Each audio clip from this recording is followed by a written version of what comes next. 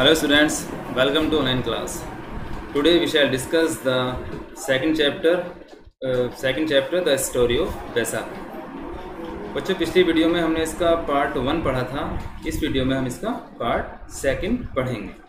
जैसे कि पहले मैंने आपको बताया था कि ये कहानी बैसाखी के त्यौहार के ऊपर है. बैसाखी का त्यौहार सिख समुदाय के लोग बनाते हैं, तो सिख समुदाय के ऊपर ये कहानी है. इसमें बताया गया था कि सिख समुदाय के लोग कैसे रहते हैं, उनका जीवन यापन कैसा है, उनका पहनावा कैसा है. तो हम आज स्टार्ट करेंगे इसका second part. Now let's start the chapter. Who will be next, he cried. Who else will lay down his life for God and his guru. The people were horrified. Why was the Guru doing this? I के साथ यहाँ shall जुड़ा हुआ है. I'll willingly lay down my life for God and Guru, said a second voice from the crowd. The man stepped forward.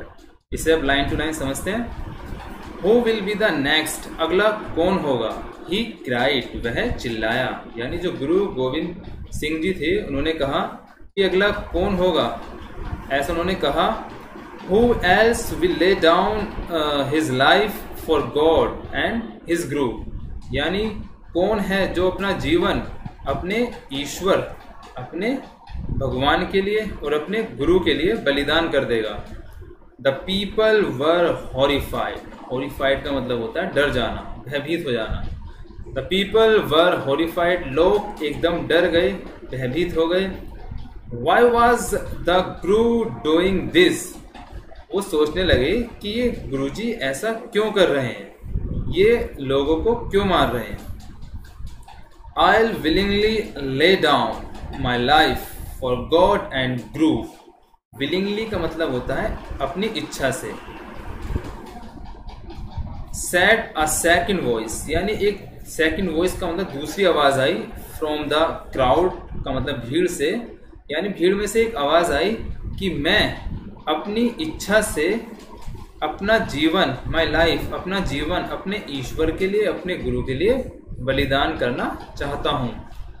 The man stepped forward, यानी वह व्यक्ति धीरे धीरे आगे बढ़ा और सामने आ गया. जैसा कि इस पिक्चर में बच्चों दिखाया गया है कि गुरु गोविंद सिंह जी खड़े हुए हैं, इनके हाथ में तलवार है और ये लोगों से अपनी बात कह रहे हैं. नेक्स्ट पैराग्राफ है. The guru led him into the tent. Again they heard a whoosh followed by a third. Once more the guru reappeared with his sword, apparently dripping with blood. The Guru asked the people the terrible questions another 3 times. Each time a volunteer came forward, the Guru disappeared into the tent with him and then returned to the crowd alone.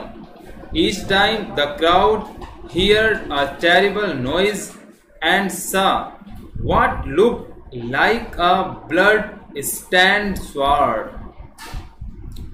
The people watching were so shocked that many started running away in fear. Sobbing means the Guru led him into the tent. यानी जो tent लगा हुआ था पहाड़ी पर, गुरुजी उस व्यक्ति को उस टेंट में ले गए. Again they heard a whoosh. Whoosh का मीनिंग मैंने बच्चों आपको पहले बताया था कि वुश का मतलब होता है एक हवा में आवाज आना. यानी जब उसने तलवार चलाई तो एक हवा में आवाज आई. फॉलोड बाय अ थर्ड, फिर एक गिरने की आवाज आई. Once more the guru reappeared with his sword. Sword means तलवार. अपैरेंटली ड्रिपिंग मींस टपकना, विद ब्लड माने खून के साथ. वंस मोर माने एक बार फिर. गुरुजी रीअपियर्ड माने सामने आए अपनी तलवार को लेकर, और उस तलवार से खून टपक रहा था. The Guru asked the people, गुरु ने लोगों से पूछा, the terrible question another 3 time, यानी गुरु जी ने 3 बार और, टेरिबल का मतलब होता है भयभीत करने वाला, टेरिबल। ईच टाइम अ वॉलंटियर केम फॉरवर्ड, यानी गुरु जी ने फिर 3 बार दोबारा से यही क्वेश्चन किया कि क्या कोई है जो अपना जीवन बलिदान करना चाहता है। ईच टाइम का मतलब प्रत्येक बार, अ वॉलंटियर माने एक स्वयं सेवक, वॉलंटियर माने योद्धा भी होता है, बहादुर भी होता है, केम टू फॉरवर्ड यानी प्रत्येक बार एक बहादुर व्यक्ति उनके सामने आया। The Guru disappeared into the tent, disappeared का मतलब होता है गायब हो जाना या चले जाना। गुरुजी अपने टेंट में चले गए। The tent with him and then return to the crowd alone, यानी वो टेंट में गए उस व्यक्ति को लेकर और अकेले भीड़ के सामने वापस आए। Each time the crowd here a terrible noise, terrible का मतलब भयानक, नॉइज माने शोर। प्रत्येक बार जो लोगों की भीड़ थी उन्हें एक आवाज आती, and saw what look like a blood stain sword, और फिर दोबारा से वही खून में सनी हुई तलवार उनके सामने आ जाती। The people watching were so shocked, लोग यह सब देख रहे थे, वॉचिंग माने देखना, सो शॉक्ड और उन्हें सदमा लग रहा था, वो आश्चर्यचकित हो रहे थे। दैट माने कि इतने चकित हो रहे कि many started running away in fear सोबिंग, कि बहुत से लोगों ने भागना शुरू कर दिया डर की वजह से। अपने सोबिंग का मतलब रोना भी होता है, डरना भी होता है, यानी अपने डर की वजह से वो चिल्लाने लगे और एक दूसरे की तरफ भागने लगे। अगला स्टेंजा है, suddenly the guru's voice could be heard above the terrified cries. Wait, he called, don't go, I have something to show you. The guru disappeared into the tent. A few minutes later he returned with all 5 men, their hair neatly tied in turbans. The crowd gasped in disbelief. How could these men be alive? अर्थात suddenly का मतलब होता है अचानक। The guru's voice, जो गुरु की आवाज थी, जो गुरु गोविंद सिंह जी थे, जो उनकी आवाज थी, could be heard about the terrified cries, यानी फिर उनकी आवाज दोबारा से भयानक रूप से सुनाई दी। वो चिल्लाए, क्राइज का मतलब होता है चिल्लाना। वेट, वेट मीन्स प्रतीक्षा करो। ही कॉल्ड, उसने बुलाया। डोंट गो, कहीं मत जाओ। डोंट गो का मतलब कहीं मत जाओ। I have something to show you, यानी मेरे पास कुछ है। समथिंग माने कुछ है, टू शो यू माने आपको दिखाने के लिए। गुरुजी ने कहा कि कहीं मत जाओ, मेरे पास आपको दिखाने के लिए कुछ है। The Guru disappeared into the tent, यानी गुरुजी टेंट में वापस चले गए। अ फ्यू मिनट्स माने कुछ मिनट के बाद, अ फ्यू मिनट्स लेटर्स का मतलब कुछ मिनट के बाद, ही रिटर्न, रिटर्न का मतलब वापस आए। With all 5 man, with all 5 man माने उन 5 व्यक्तियों के साथ, जिन 5 व्यक्तियों को उन्होंने बुलाया था। देयर हेयर नीटली टाइड, उनके जो बाल थे वो एकदम साफ सुथरे बंधे हुए थे। इन टर्बन्स माने पगड़ी, टर्बन्स का मतलब होता है पगड़ी, जिसे सिख लोग बांधते हैं। तो पगड़ी में उनके बाल जो थे एकदम बंधे हुए थे। द क्राउड गैस्प्ड इन डिसबिलीफ, यानी जो लोग थे वो गैस्प्ड, गैस्प का मतलब होता है चकित हो जाना। गैस्प का मतलब चकित हो जाना, यानी वो लोग चकित थे। इन डिसबिलीफ, उन्हें विश्वास नहीं हो रहा था, उन्हें भरोसा नहीं हो रहा था ये सब देखकर। How could this man B अलिव, ये आदमी जिंदा कैसे हो सकते हैं? ये आदमी तो गुरुजी ने मार दिए थे, तो ये आदमी जिंदा कैसे हो सकते हैं? ऐसा विचार उनके दिमाग में आने लगा। नेक्स्ट पेज पे चलते हैं बच्चों।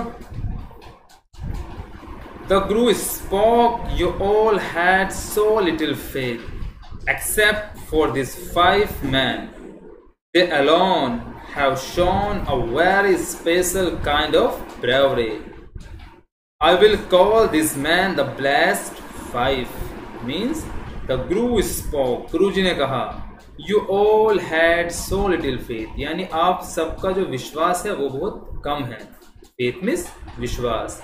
Except for this 5 men, इन 5 व्यक्तियों को छोड़कर आप सभी का जो विश्वास है, जो ईश्वर में विश्वास है, वो बहुत कम है. They alone have shown a very special of bravery, यानी ये केवल ये 5 लोग ही हैं जिन्होंने अपनी बहादुरी दिखाई है. bravery माने बहादुरी.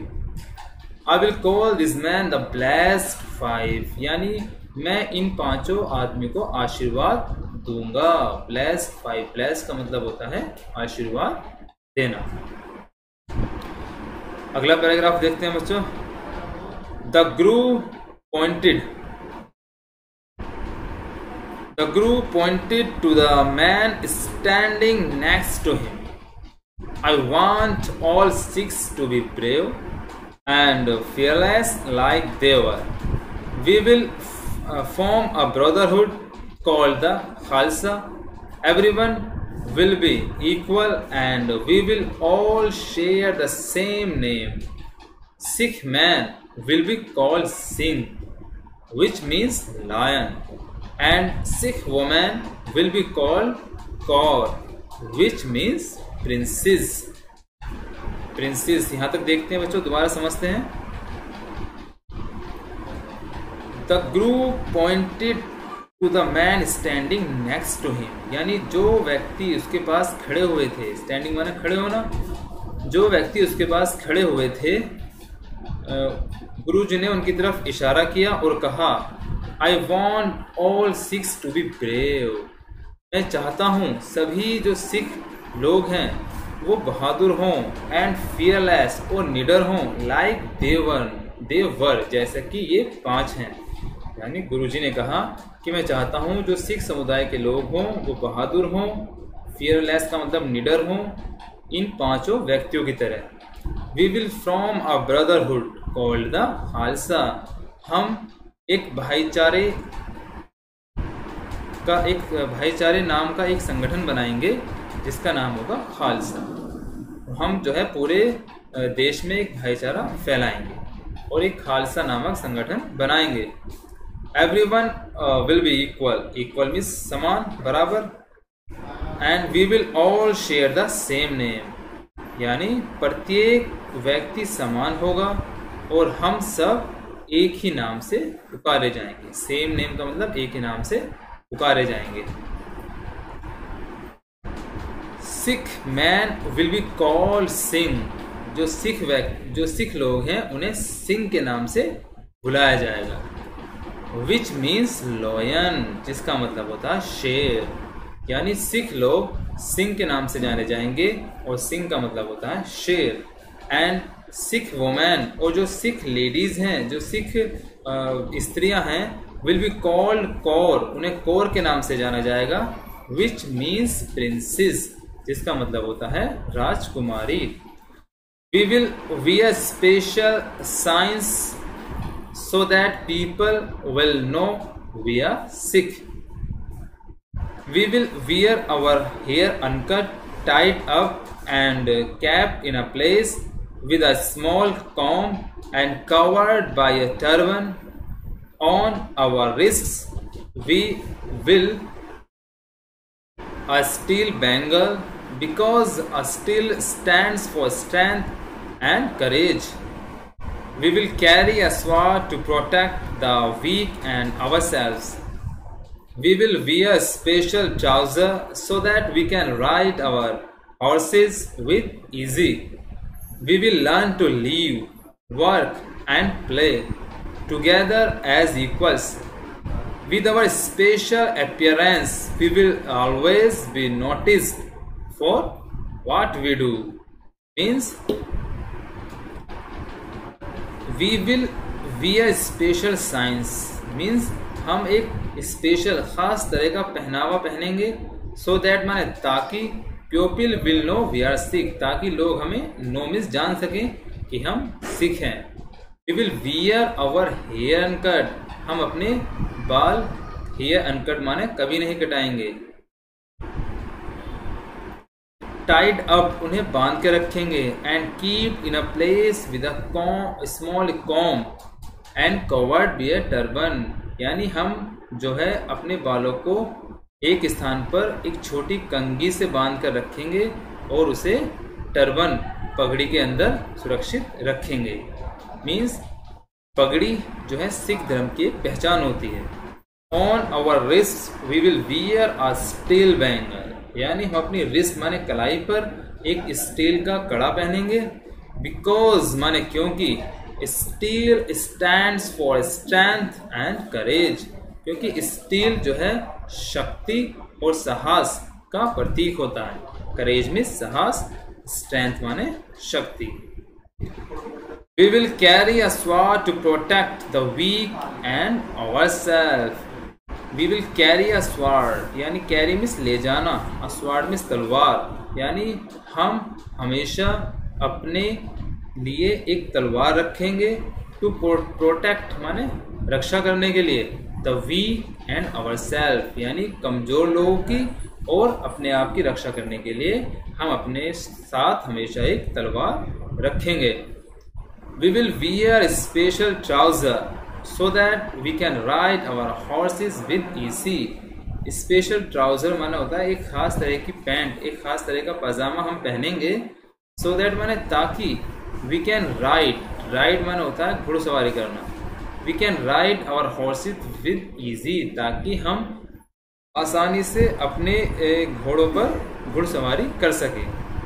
we will learn to live, हम सीखेंगे। टू लिव मिस रहना, वर्क मिस कार्य करना, एंड प्ले मिस खेलना, टुगेदर एज इक्वल, यानी सब एक साथ, यानी हम एक समान हैं और एक सा हमारा रहना होगा, एक सा हमारा काम करना होगा और एक सा ही हमारा खेलना भी होगा।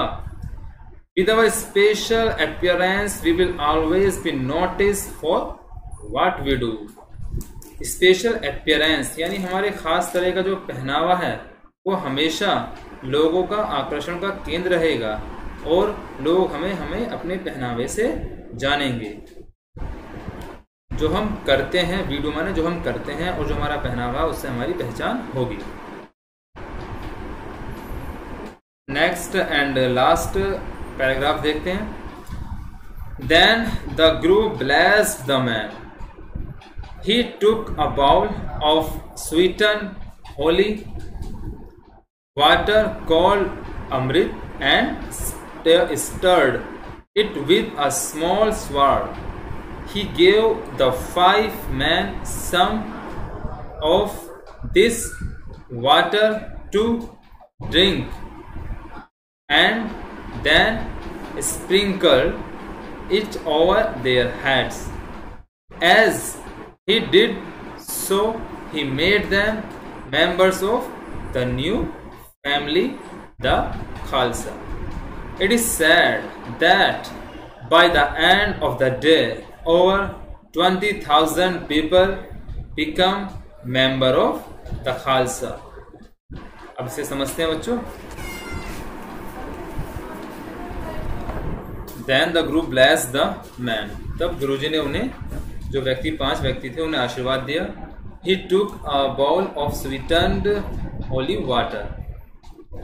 होली वाटर मीन्स पवित्र जल, called amrit, and stirred it with a small sword. गुरुजी ने एक कटोरा लिया जिसमें पवित्र जल था, उस जल को अमृत के नाम से जाना जाता है। उस जल में गुरुजी ने उस तलवार को भिगोया। He gave the 5 men some of this water to drink and then sprinkled का मतलब होता है छिड़कना। गुरुजी ने वो जो जल उन्होंने लिया था उन 5 व्यक्तियों को वो जल पीने के लिए दिया। एंड देन, और तब, it sprinkled it over their heads, और उनके सिर पर उस पवित्र जल की कुछ बूंदें छिड़क दी।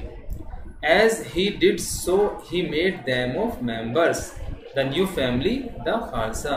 ऐसा उन्होंने इसलिए किया ताकि वो उन व्यक्तियों को खालसा का सदस्य बना सके।